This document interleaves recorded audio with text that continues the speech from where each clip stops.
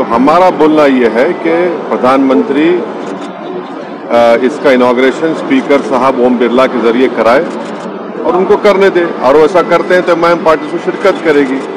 जहां तक नई लोकसभा का सवाल है, यस, जब 2019 में चुनाव के बाद जब पहली ऑल पार्टी मीटिंग पार्लियामेंट के लाइब्रेरी में हुई थी, उस वक्त मैं एक वाहिद एमपी था जिसने इस बात को उठाया था कि हमको नई लोकसभा की जरूरत है, क्योंकि जो पुरानी लोकसभा में जब वोट ऑफ कॉन्फिडेंस होता है या कोई बिल को पास किया जाता है तो बहुत मुश्किल होता है उसमें, और उसका जो पुरानी बिल्डिंग है बड़ी खूबसूरत जरूर है, उसका फायर क्लियरेंस भी नहीं है, मगर ये जो इनॉग्रेशन हो रहा है तो स्पीकर को करना चाहिए क्योंकि वो कस्टोडियन है हाउस के।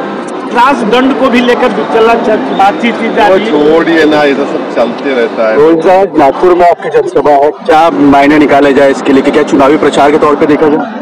ये पार्टी के प्रोग्राम है, पार्टी के प्रोग्राम को आए हैं, पार्टी को स्ट्रेंथन करने के लिए हमारी जिम्मेदारी है, हमारे जिम्मेदार लोग काम कर रहे हैं, हम आए। केसी राव की जो पार्टी है वो महाराष्ट्र में एक तरफ से आ रही है, क्या कहेंगे इसको 2024? लोकतंत्र है, जमहूरियत है, हर किसी को आकर अपनी अपनी पार्टी का काम करने की इजाजत है, तो उसमें किसी को क्या बोल सकते हैं, कोई भी आ सकता है। केरल में एमआईएम लोकसभा चुनाव में किसी के साथ गठबंधन करेगी क्या, या अकेले चुनाव लड़ने वाली है? अभी टाइम है ना, अभी तो टाइम है, जब आएगा टाइम बताएंगे आपको। सर, केरल के महाराष्ट्र में अभी ऐसे सिचुएशन है कि एमआईएम को कोई साथ में लेना नहीं चाहता। हाँ, कोई साथ नहीं लेना चाहता है। हाँ।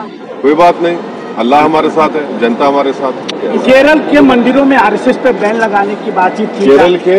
केरल में जितने भी मंदिर हैं वहाँ पे आरएसएस की जो शाखाएं होती है उस पे बैन लगाने की बातचीत की गई है, सरकार कह रही है। जो नहीं मालूम है तो आपसे सुन रहा हूँ, मुझे नहीं। मेरठ पर जो हुआ उसके बारे में कुछ कहेंगे आप? मेरठ में तो झूठा इल्जाम लगाया गया है, हमारे कॉरपोरेटर्स थोड़े खड़े हुए, गैर जरूरी तौर पर बीजेपी के लोग वहाँ पर एग्रेसिवनेस दिखाए, गैर जरूरी तौर पर गाली गलौज किए और दबाने की कोशिश किए, मगर हम बीजेपी के लोगों से कहना चाहेंगे कि एमआईएम के साथ मत करिए आप। अगर आप इस तरह करेंगे तो फिर हम भी आपका जवाब देंगे जमहूरी तरीके से। नागपुर के कुछ मंदिरों में एक ड्रेस कोड लागू किया गया है, कल से कुछ नोटिस बोर्ड लगाए हैं, आपका उसमें मेरे को नहीं मालूम सर। मेरठ के इशू पर आपकी पार्टी शिरकत नहीं करेगी कल के? हाँ, हमने कहा है ना, अगर प्रधानमंत्री स्पीकर से कराते हैं तो हम बराबर जाएंगे, क्योंकि लोकसभा का कस्टोडियन जो है वो स्पीकर है।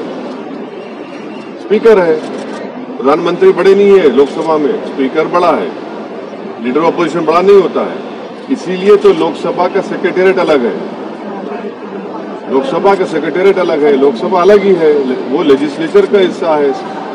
Theory of separation of powers में एग्जीक्यूटिव अलग है, इंडिपेंडेंट है, जुडिशियरी इंडिपेंडेंट है, एग्जीक्यूटिव और लेजिस्लेचर अलग है।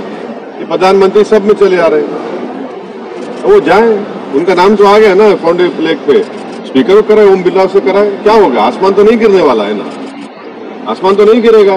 दिल बड़ा करे प्रधानमंत्री थोड़ा। उन्होंने तो सजदा किया था पार्लियामेंट को जब पहली मरतबा गए थे, संविधान किताब उठाकर चूमा था उसको, तो सजदा और अब चूम लिए, तो ओम बिरला से कहिए कि करो इनॉग्रेशन। बाइकआउट गैंग सर बोल रहे हैं आप लोग? हाँ? बाइकआउट गैंग बोला जा रहा है भाजपा की तरफ से। शाम में 6 बजे और रात में 9 बजे ये सो कॉल्ड नेशनलिस्ट बैठते हैं टीवी के ऊपर, ये 6 PM 9 PM नेशनलिस्ट है, ये मैं शुरू से कह रहा हूँ लोगों को, उनका काम है।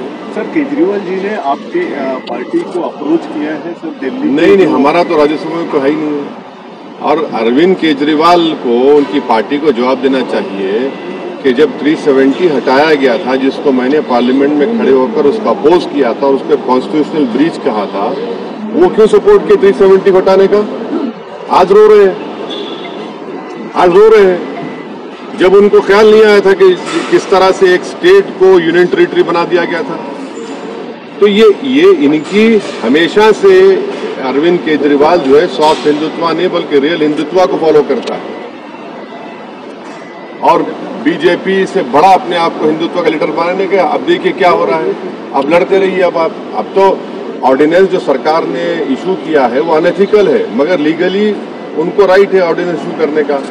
अब सुप्रीम कोर्ट में जाएंगे, वहां पर सरकार बोलेगी कि हम पार्लियामेंट बिल ला रहे हैं। अब लड़ते रहिए, अब आप 24 आ जाएगा।